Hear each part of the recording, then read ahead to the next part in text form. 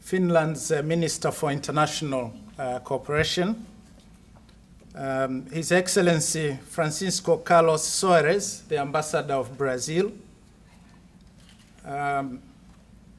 Dr.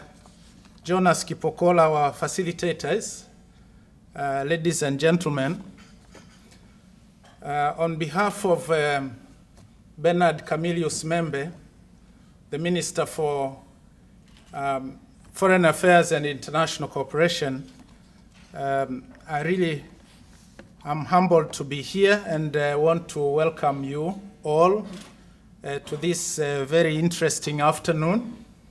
I hope we are going to have an interesting discourse on a very pertinent issue that is relevant, very relevant for Tanzania's development. And therefore, you will allow me to say a few things on his behalf. And straight to the subject, I presume that most of the people in this room are familiar with a speech that Robert Zolik, the former president of the World Bank Group,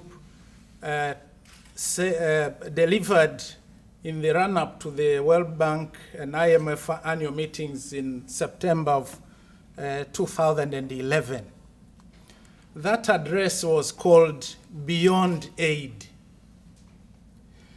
In that extraordinary speech, Zolik, unlike most presidents of the World Bank, pointed out that today history's warning lights are flashing again, as they did in 1944 when the architects of the Bretton Woods institutions convened to play and win the game of the impossible at that time, which was to try and answer the question why economies of 1919 failed terribly in the 1920s and 1930s, and therefore be able to devise a new multilateral international economic order. Dear friends, today's warning lights are many, and I'll just cite a few. First of all, we see that in the 90s, developing countries accounted for a little more than 20% of global investment. And today, they attract about 45%. Similarly, if you look at the past decade, developing countries have grown nearly 4 times faster than developed countries, if you exclude the period when the world was undergoing a major financial and global crisis. And now that we are back, the trajectory is slowly expected to continue. Likewise, in the 90s, developing countries imported 15% of their merchandise from other developing countries. Today, it is 3 times that amount. Ladies and gentlemen, in 2008, South-South foreign direct investment accounted for almost 1/3 of total foreign direct investment going to developing countries. And that share is growing, and today it is close to around 40%. Similarly, if you take the infrastructure sector alone, estimates by the United Nations do indicate that between 1996 and mid-2000 and 2006, developing economies did provide almost 40% of foreign investment in Africa, and almost 43% in Asia, 16% in Latin America. And finally, by way again of pointing out the warning lights, developing countries are no longer just recipients of aid, they are actually providers now. New emerging donors in 2008 did contribute between 12 and 15 billion dollars in development assistance, which is 10 to 15% of the amount provided by the traditional developed country donors. Now, I'm saying this basically to emphasize that very clearly tectonic plates have shifted and brought new opportunities to fast-track Africa's development, and Africa is thirsty of development.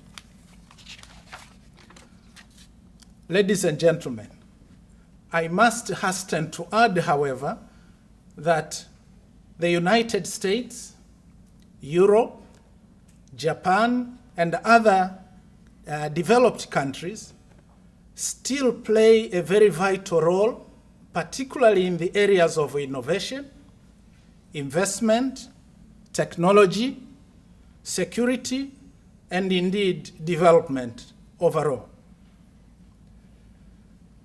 If you take the size of GDP alone, the GDP of the United States is estimated to be around $15 trillion. Europe combined has a GDP of around $17.5 trillion. China, $7 trillion. If you take Brazil, Russia, India, China, and South Africa combined, the GDP is about $10 trillion. And therefore, I'm saying this to underline the point that the developed economies are important and will continue to play an important role in the development partnerships of the world. Let me also emphasize that for millions of people around the world, development assistance remains important. We see in areas that are drought-stricken, like in the Horn of Africa, that development assistance has been of great help in saving lives. We see the same. Development assistance has been very valuable in terms of boosting growth and making substantive contributions to access education and basic health care, as well as supporting private sector growth. And therefore, I would like to underline that Africa should not ignore old friends. Ladies and gentlemen, I want to draw a few lessons. I think the key lesson that we can draw from what I've said is that developed and developing countries must change old ways of doing things. And if I start with developed countries, in my view, they should not abandon their commitments, particularly to Africa. They should not abandon humanitarian assistance to the African continent. But more importantly, and this is a point I would like to underline, developed countries should refocus their relationship with Africa toward investing more in Africa to unleash growth. They also need to revisit their trading relationships with Africa.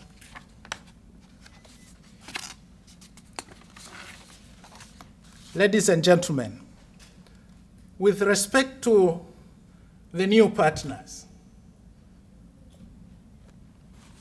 the Chinas, the Indias, and so on. I think Africa needs a couple of things from that side. Africa needs the experience. It needs open markets and investment to create jobs and develop skills.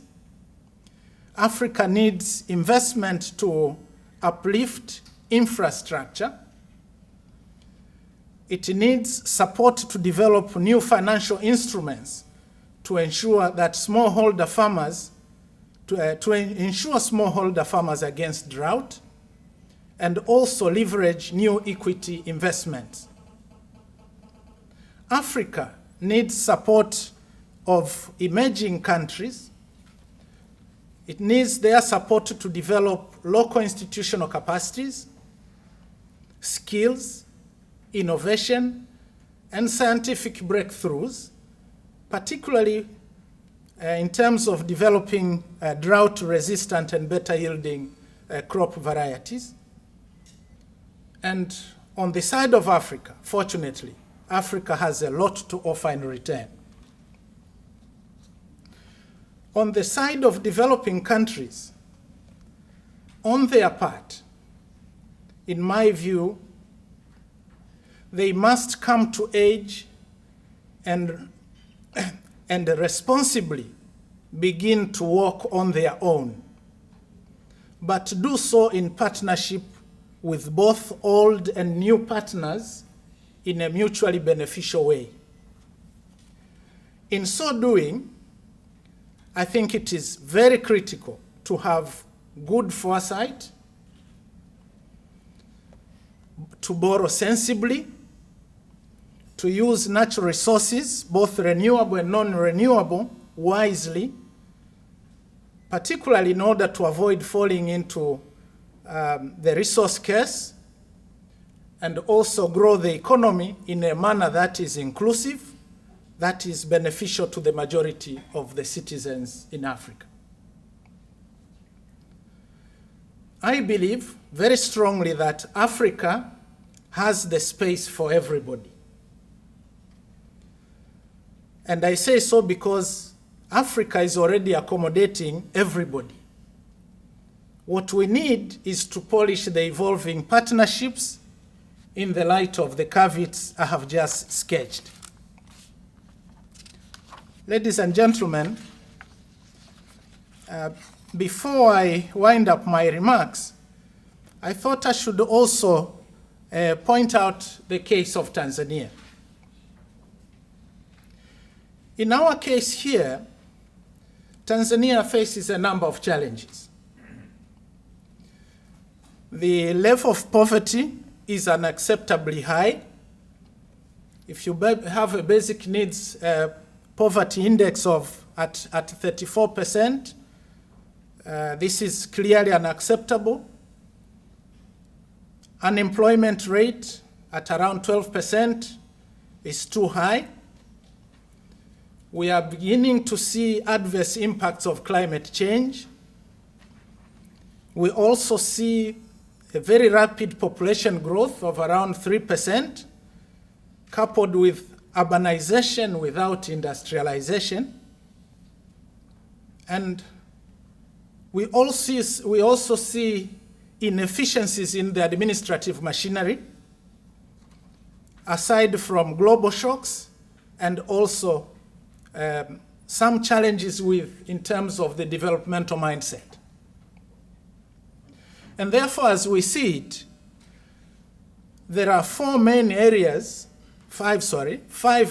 where over the next 5 years, the government of Tanzania has decided to focus on those areas. So these are with regard to dealing with the large infrastructure gap, particularly on the energy side, as well as transport infrastructure. We need to deal with low productivity in agriculture. Third is the low level of industrialization and competitiveness. Fourth is a huge skills gap across board. And finally is limited access to financial services. And these are really the priority areas where Tanzania needs to partner with both old and the newly found friends so as to transit to a middle-income country come 2025. And as I said, and as the former German ambassador put it, Tanzania is blessed with everything to make it happy. So all the resources are here.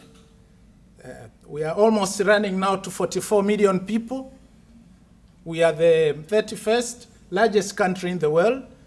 We have very good land for agriculture, name it. We have a lot of livestock, or a wide range of energy sources, hydro, natural gas, coal, uranium, name it. Lots of minerals. We have a unique geographic advantage with a very long coastline, 6 landlocked countries. Tanzania is a tourist paradise. And very important, we have had a very long history since independence of political stability, peace, and harmony. So really with this, Tanzania has all it takes to transform into a middle-income country come 2025. What is required is really to focus on the constraints that I just outlined. And finally, to conclude my remarks, I think besides what I have called as mutually beneficial partnerships, successful transformation of Africa, and Tanzania in particular, requires visionary leadership. It requires organized, concerted effort. It needs the will, determination, comfort, and our own discipline in Africa to shape the destiny of our continent. I thank you.